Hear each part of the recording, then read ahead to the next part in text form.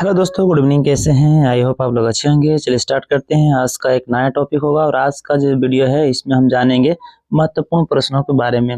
अगर यदि आप यूपी पुलिस या एसएससी या एमटीएस एग्जाम किसी भी प्रकार के एग्जाम आप देना चाहते हैं तो उस एग्जाम में प्रश्न खास करके पूछे जाते हैं और यह प्रश्न बहुत ही इंपॉर्टेंट होते हैं। तो दोस्तों उम्मीद करता हूं कि यह प्रश्न आप लोग के लिए बहुत हेल्पफुल होगा। तो वीडियो को लास्ट तक देखिएगा क्योंकि आज जो हम लोग बताने वाले हैं इस वीडियो में सबसे महत्वपूर्ण प्रश्न बताने वाले हैं। तो आइए शुरू करते हैं वीडियो को और देखते हैं कौन कौन से महत्वपूर्ण प्रश्न हैं।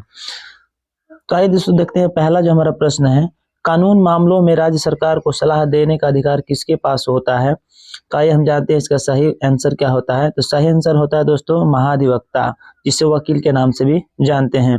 आइए हम दूसरा क्वेश्चन लेते हैं। दूसरा क्वेश्चन देखते हैं क्या है। दूसरा क्वेश्चन हमारा है, विश्व का सबसे छोटा महासागर यानी सागर कौन सा है? ठीक है ना। यानी विश्व का सबसे छोटा जो सागर होता है कौन सा होता है? तो उसका सही आंसर होगा आर्कटिक महासागर होता है। ठीक है दोस्तों, आइए हम आगे बढ़ते हैं। अगला हम प्रश्न लेते हैं। अगला प्रश्न हमारा है, सामान्य जीवन काल में मनुष्य का हृदय लगभग कितनी बार धड़कता है? जो मनुष्य होते हैं समान जीवन अपना जीते हैं, उनका जो हृदय होता है लगभग कितनी बार धड़कता है? इसका सही आंसर होगा दोस्तों 2 अरब, क्योंकि वो 2 अरब के आसपास यानी लगभग में मतलब क्यों क्या धड़कता है। आइए दोस्तों हम अगला प्रश्न लेते हैं। अगला प्रश्न हमारा है, सीने में हड्डियों की संख्या कितनी होती है? तो सीने में हड्डियों की संख्या देखिए दोस्तों, यहाँ पर समझने वाली बात है कि हमारे शरीर में पूरे कितनी हड्डियां होती हैं? 206। अब सिर्फ हमारे सीने की बात कर रहा है, तो सीने में जो हड्डियां होती हैं उसके बारे में हमको बताना है। तो सीने की हड्डियां होंगी 25। आप लोग याद रखिएगा दोस्तों, जो सीने की हड्डियां होती है कितनी होती हैं? 25 होती हैं। आइए हम अगला प्रश्न लेते हैं। अगला प्रश्न हमारा है, मस्तिष्क का सबसे बड़ा भाग कौन सा होता है? तो मस्तिष्क का सबसे बड़ा भाग होता है आपका प्रमस्तिष्क, जिसके प्रमस्तिष्क के नाम से हम जानते हैं। आइए हम अगला प्रश्न लेते हैं। अगला प्रश्न देखते हैं क्या है। अगला प्रश्न हमारा है, रक्त में पाए जाने वाला धातु कौन सा होता है? तो रक्त में पाए जाने वाला धातु लोहा होता है। ये बहुत इंपॉर्टेंट सब प्रश्न है दोस्तों, आप लोग थोड़ा भी मिस मत कीजिएगा, वीडियो को लास्ट तक देखिएगा। अगर वीडियो पसंद लगे तो वीडियो को लाइक भी कीजिएगा और शेयर भी कीजिएगा। आइए दोस्तों अगला हम प्रश्न लेते हैं। अगला प्रश्न हमारा है, पत्तों का रंग हरा प्रदान करता है किसके द्वारा? पत्ते हरा दिखाई देते हैं या हरा उसमें भरा रहता है, यानी रंगीन दिखाई देते हैं। तो इसका सही आंसर हो जाएगा दोस्तों क्लोरोप्लास्ट। क्लोरोप्लास्ट के कारण क्या होता है, पत्ते सारे पत्ते जो भी होते हैं वो सब ग्रीन कलर के दिखाई देते हैं। आइए हम अगला प्रश्न लेते हैं। अगला प्रश्न हमारा है, जीन की संख्या कितनी होती है? तो जीन की संख्या दोस्तों देखा जाए तो एक मनुष्य में जीन की संख्या कितनी होती है? आइए हम देखते हैं, 97 अरब होती है। इसका सही आंसर हो जाएगा दोस्तों 97 अरब, जो 97 अरब के नाम से भी जानते हैं।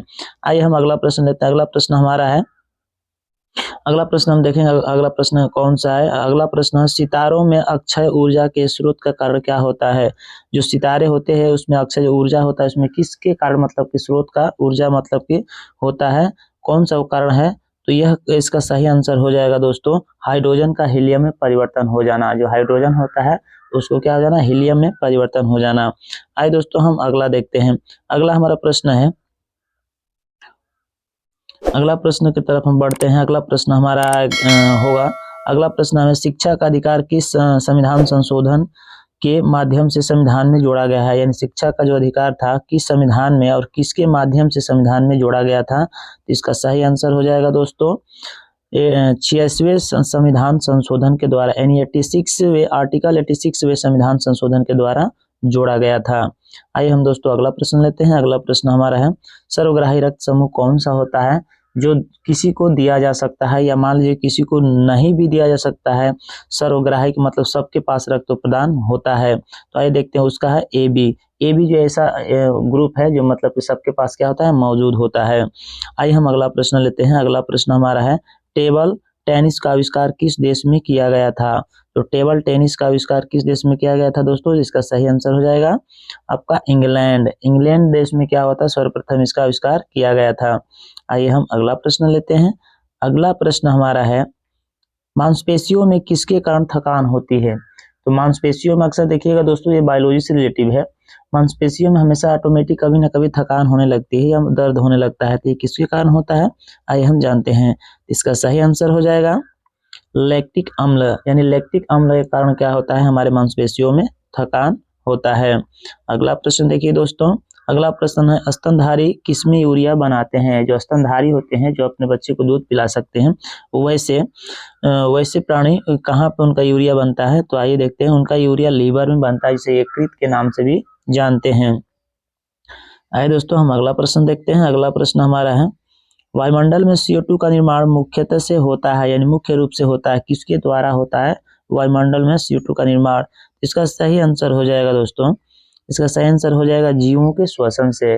जीवों के श्वसन के कारण क्या होता है, इसमें CO2 का निर्माण होता है। आइए अगला प्रश्न देखते हैं। अगला प्रश्न हमारा है भारत का राष्ट्रीय गान जन गण मन पहली बार कब मनाया गया था। तो भारत का राष्ट्रीय गान जो था जन गण मन जो पहली बार मनाया गया था, वह कोलकाता 1911 में मनाया गया था। उम्मीद करता हूं दोस्तों सारे प्रश्न आपको समझ में आ गए हैं। और ये सबसे इम्पोर्टेंट प्रश्न है दोस्तों, अगर यदि मेरा वीडियो ये अच्छा लगा है आपको, और एक प्रश्न आपको सबसे इम्पोर्टेंट जो बताया हूँ, अगर सबको आपको समझ में प्रश्न आ गए हैं, तो प्लीज़ मेरे वीडियो को लाइक कर दीजिए और शेयर ज़्यादा से ज़्यादा शेयर कीजिए। और अगर यदि मेरे चैनल पर नए हैं तो मेरे चैनल को सब्सक्राइब कर लीजिएगा, ताकि जब भी ऐसे यूट्यूब से रिलेटिव मतलब वीडियो अपलोड किया जाए, सबसे पहले आपको मिल जाए। बस दोस्तों आज के इस वीडियो में इतना ही जानेंगे, फिर अगले वीडियो में मिलते हैं। तब तक के लिए मुझे इजाज़त दीजिए। जय हिंद, जय भारत।